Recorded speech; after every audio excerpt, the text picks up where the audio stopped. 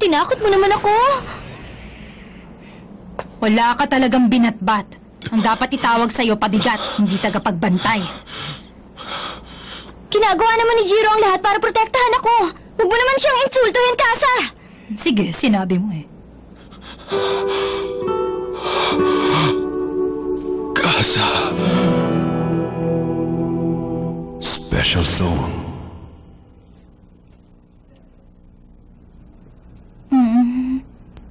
Kasa? Ano bang panaginip yun? Teka.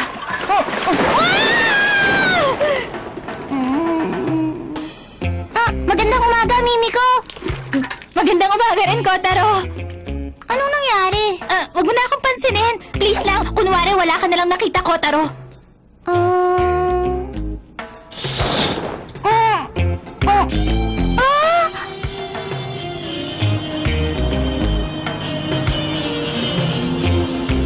O ano, ang ganda ng view mula rito sa kwarto ko. Nandito na tayo. Sa special zone? Oo naman. May problema ba? Parang ibang-iba na kasi ang itsura kumpara kagabi. Ganun ba? Special zone pa rin to pero new yard yung nakita mo kahapon. Old yard naman ang tawag sa lugar na to. Pwede nating sabihin ito ang downtown ng special zone. May lulipat sa kabila? Huh? Sandali nga. Pauupahan nila yung lugar? Hoy, Mimiko, nagugutom na ako. Ay, naku, gutom ka na pala. Pasensya ka na. Gisingin na natin si Jiro para makakain na tayo. Sige! Teka, sandali nga lang. Siguro naman buhay pa tong kuya mo. Oo naman! Natutulog lang si Kuya! Pero kung iisipin ko ngayon, hindi nga siya nakatulog kahapon, di ba? Mukhang wala siyang balak bumangon. Kailangan na rin nating maghanap kaagad ng malilipatan nyo. Ha? Akala ko dito na kami titira eh. Hindi kasi kasya ang 3 tao rito. At saka, hindi rin kasi pwedeng basta magsama ang 2 matanda sa isang kwarto. Pero maganda rin naman tong kwarto ko, hindi ba? Oo! Sobrang liit para ka lang naglalaro ng bahay-bahayan. Salamat Ay, siya nga pala. Baka malate ako sa trabaho ko kung... Sinira yan ni Kuya. Palaging ganyan ang ginagawa niya sa mga bagay na hindi niya alam patigilin.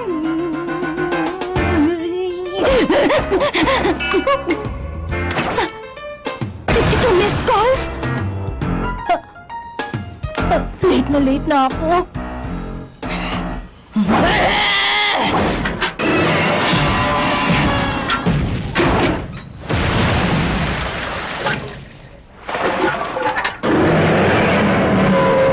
Gumising ka dyan ngayon din!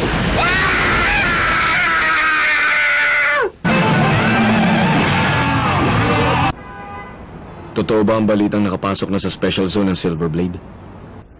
Opo, kumpirmado na po yun, sir. May ilan na ring grupo ang naghahanap sa kanya sa buong special zone.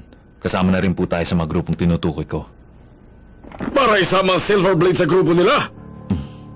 O pwede ring para tapusin na ang buhay niya. Kung sakali bang magpang-abot ang malakas na pwersa ng Silverblade at ng nilalang na may pulang mata, makakaya kayang kontrolin ng suppression team ang napakahirap na sitwasyon na yon? Imposible yun. Magiging sagupaan yun ng isang bayani at ng isang old blood na 800 taong nang nabubuhay. Nakakahiya mga aminin, pero wala po kaming magagawa. Ikinalulungkot ko. Ngayon sasabihin ko sa inyo ang opinion ko. Kailangan nating makontrol ang kilos ng Silverblade. Gagamitin natin ang kahit anong paraan. Pero daig pa natin ang yumakap sa isang bomba kung gagawin natin yon. Mas mabuti na siguro yun kaysa mapunta lang ang Silverblade sa ibang kilalang bloodline. Pero opinion ko lang naman yun. Kayo, ano ba masasabi ninyo sa problemang ito? Bilang bayani ng mga tao. Tatapatin ko na kayo, sir. Meron na rin po akong ginawa hakbang. Kahit kailan talaga mabilis kang kumilos. Meron akong personal na interes sa kanila. Anong klaseng nilalang ba ang Silverblade? Hindi ba nakilala mo na siya noon pa? 10 taon na rin ang nakakalipas nung makilala ko siya. Talagang isip bata pa siya kung mag-isip nun. Makasarili at pabigla-bigla. Ganun ba? Ikaw na ang bahala. Pero sir, ang ibig sabihin nun, Wala akong pakialam. Pero, huwag kang papalpak.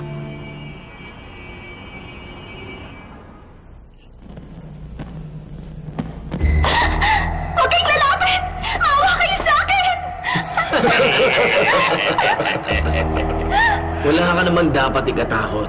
Meron lamang kaming isang mahalagang ituturo sa'yo. Ang kaligayahang hindi mo malilimutan.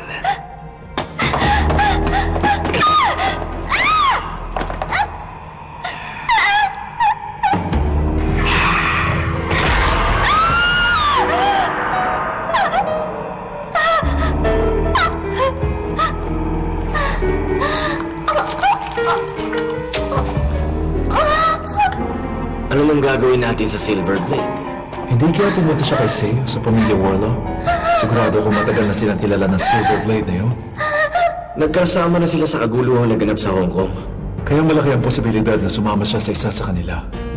pero kahit ano pa mangyari, hindi na natin dapat hayaang lumakas pa ang dalawang buhayang yon. Pero, maaaring pagkakataon na to para may pakita sa kanilang tunay na lakas ng Coven. Tama ka.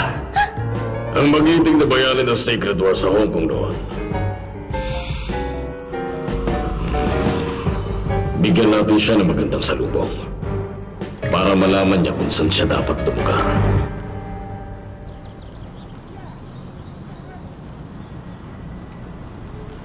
Undercover lang ang division namin ng pagiging caretaker ng sementeryong to. Babalik din ako agad. Maghintay lang kayo rito. Maliwanag ba? Sorry po, na-late ako. Good morning po sa inyong lahat. Wala naman tao rito. Yay! Naku, pasensya na. Teka lang, Ate Mimiko, ano pang ginagawa mo rito sa office? Ikaw pala, Hibari. Good morning. Ano ba ang good sa morning, ate? Nagkagulo lahat ng tao dito sa opisina kanina dahil sa nangyari kahapon. Alam mo ba, galit na galit si Chief sa'yo eh. Hinahanap ka niya sa telepono kanina pa. Ay, Ate Mimiko, ano ba talaga ang mga pinagkakaabalahan mo? wag mo nang itanong. Basta marami. As in. Ang alam ko lang sa ngayon, pumunta na yata ang lahat sa kanilang bloodline assignment. Ikaw, ate, hindi mo ba sila pupuntahan? Ako, mamaya ako na aasikasuhin yun. Heto. Salamat ha. Wala yun. Salamat na natin, Mimiko. Meron akong isi-share sa yung top secret information. Yung gulo kahapon. Parang meron kaugnayan doon ng biglang pagpapakita ng Silver Blade. Talaga? Ang Silver Blade as in siya raw yun. Ang pinakamatapang na bayani ng Sacred War sa Hong Kong noon. Siya daw ang pinakamalakas na vampirang kumampi sa mga tao. Sa tingin ko, walang hindi nakakakilala sa kanya sa trabaho natin, Ate Mimiko. Ang balita pa nga, walang nagawa ang buong suppression team para pigilan ng Silver Blade kahapon. Ang matindi pa, tawa pa raw siya ng tawa habang pinapaslang yung mga vampirang nagsimula na gulo sa Chinatown. Ang layo mo, Ate Mimiko, nakapasok na raw ang Silver Blade sa Special Zone. Pero hindi ko malubos maisip, empleyado raw ng kumpanya natin ang nag-imbita sa kanyang makapasok. Grabe yun! Teka lang, relax ka lang dyan. Ang malaking problema, paano kung bigla ko na lang siya makita?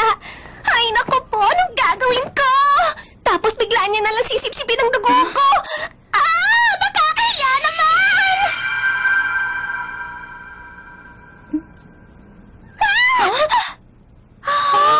Bakit, Hibari? Ha? Nandyan ka pala? Mimiko! Kanina pa kita hinahanap sa... Aray! Aray ko naman! Aray! Aray! Aray! Naku, Hibari, pagod ka lang. Kaya kung ano nung nakikita... Teka lang! Vampira yung batang yun, di ba? Ay, Ang sakit nun? Asintado pala si Mimiko. Mabuti nga.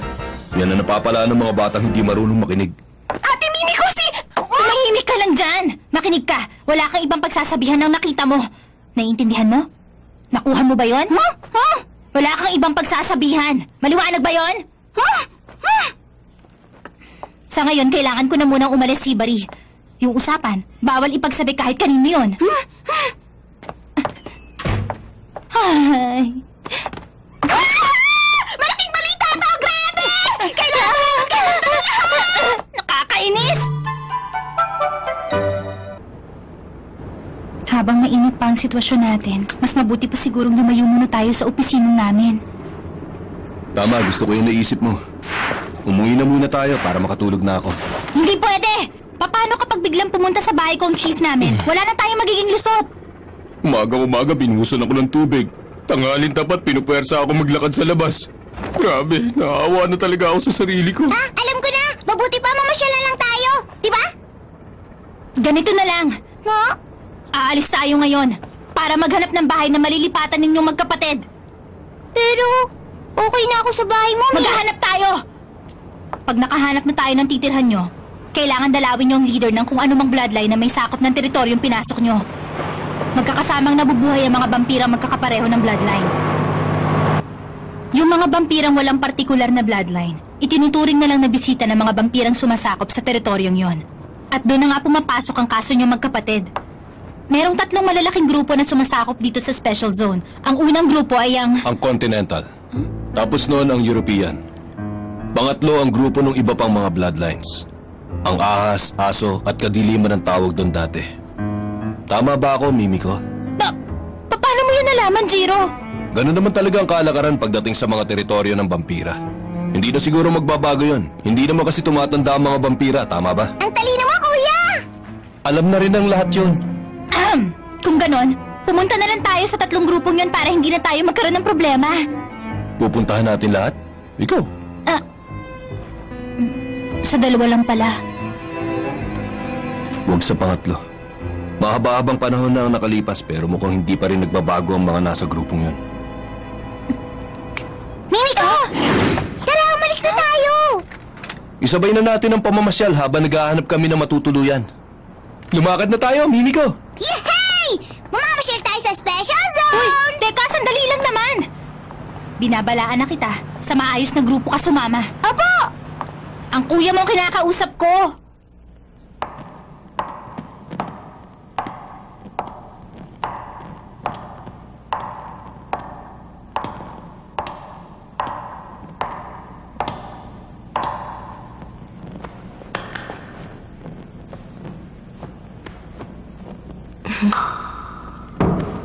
Mawalang galang na po.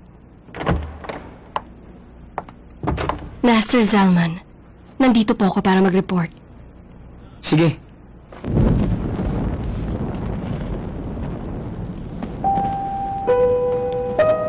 Hinihintay kita. Sayo ka. Master Zalman! Huwag kang magalit. Regalo lang yun ni August, kaya hindi ko nilagawang tanggihan. Pakiusap lang, mag-ingat na kayo, Master. Kahit papano, hindi po tayo sigurado sa mga taong ibinibigay ng kumpanya para sa inyo. Huwag kang masyado mag-alala. Buhay pa ang babaeng to. Kung nauuhaw po kayo, ipatawag niyo lang ako. Darating po ako kaagad. Alam niyo naman kung yun ang dahilan kung bakit ko kayo pinagsisilbihan. Ha? Ang lakas din ng loob mong pagsalitaan ako. Gusto mo bang ubusin ang pasensya ko sa'yo ka? Ano? Ang akala ko ba pumunta ka rito para mag-report? Opo. Tungkol po sa aksyon ng kumpanya. Ang Compromiser Division na po ang pinahawak nila ng kaso tungkol sa Silverblade. Compromiser Division. Sina Ginay. Kasali ang lalaki yung sa gulo sa Hong Kong noon. Tama ba ako? Tama po. Naging kakampi siya ni Silverblade sa mga panahong yun, Master. Kinumpirma na ba ito ng kumpanya? Hindi pa po. Ang totoo, namataan po ang Silverblade sa Marine Bank kanina lang. Sa pamilya Warlock? Ang kaso lang, tumanggi raw po si Kane Warlock na harapin sila sa di malamang dahilan. Sa ngayon naman po, papunta na raw ang Silverblade sa Old Yard. Sa palagay ko po, sasadyain na niya si Say sa lugar na yon.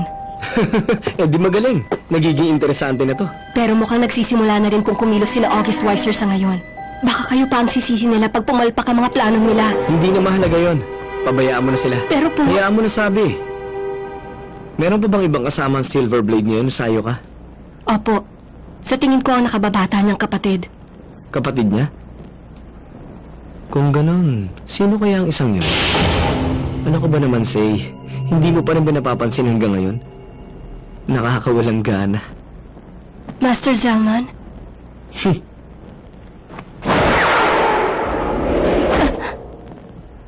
Maraming salamat sa magandang report mo. Master, wala naman. Mauna na ako. Teka, sandali lang, Master. Mataas pa po ang Sa loob ng 10 taon, ngayon lang bumisita sa atin ang isang mahalagang nilalang. Hindi ko to palalagpasin. Nakikiusap po ako! Master Zalman! Bawat naman! Bagong luto! Right, konti lang. Kahit anong pizza! Murang-mura lang, oh. Hindi ho! Ito, 5 piso isa! Ang galing-galing naman! Ang dami nagtitinda rito! Ibang klase! Nagtitinda pa sila ng mga paso at damit! May masasarap pang pagkain! May problema ka ba? Nakakapiko na talaga na hindi man lang nila tayo hinayaan makipag-usap sa manager nila kahit sandali. At akala mo pa kung sino makatingin yung receptionist na yon? Ang sarap sa bunutan! Hindi porket malaking bangko sila, pwede na sila manghamak ng tao! Huwag ka na masyadong mainis dyan. Bakit masyado kang kalmado dyan, Jiro? Kung tutuusin kayo magkapatid! Tama na yan. Huwag mo na lang kasing daanin sa init ng ulo. Pakibayaran nga pala to. Ikaw talaga? Kotaro! Huwag ka mang magtatalon! Pag nahulog ka, umanda ka sa akin! Opo! Kagaya ng nakikita nyo ngayon, ang floating market na rin na nagsisilbing palengke ng Old Yard. Basta marami kang pwedeng bilhin dito. Pumunta tayo ron! Sige na! Sige na! Okay, sige. Oras na rin ng tanghalian. Hindi ka nga pala pwedeng kumain ng bawang, di ba? Huwag muna kayong gagalaw. Mukhang napapaligiran nila tayo. Sa ganitong klaseng lugar? Kuya Jiro, may problema?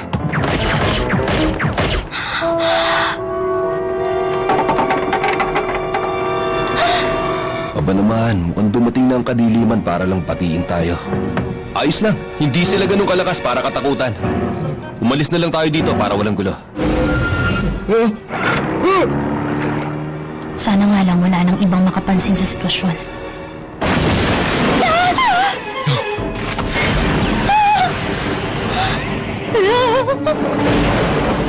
Ano ako, Taro? Alam mo na ba ang dapat mong gawin? Oo naman, kuya! Tara! Yay! Naku, pasensya na ho kayo, Manong! Babayaran kayo ng kumpanya namin!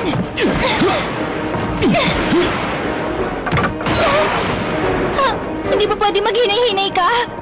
Huwag ka na mag-alala dyan. Hindi mo na itatanong, sanay na sanay talaga akong tumalon. Hindi yun ang problema, Jiro! Tignan natin kung gaano kakagaling, Silverblade.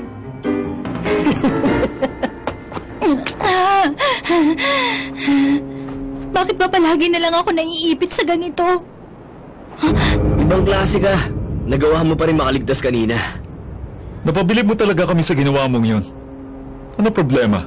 Huwag mo sabihin pagod ka na. Pero imposible yun. Ang pagkakaalam namin, malakas ka, hindi ba? Oo, malakas ka. Pero kung ako sa'yo, hindi na lang ako gagalaw mula dyan.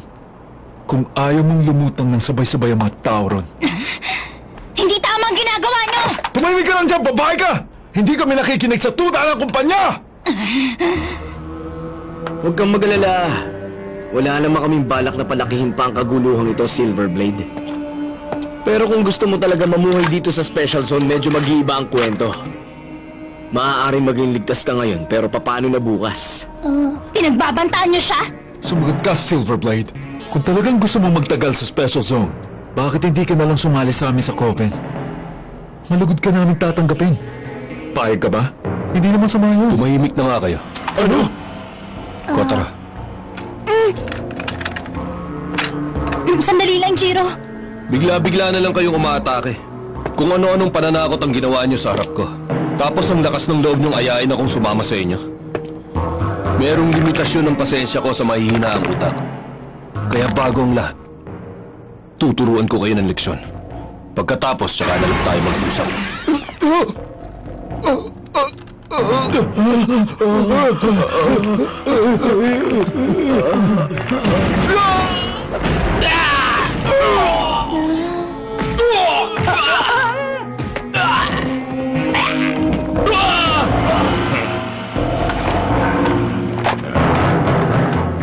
Silverblade. Tapos ka na!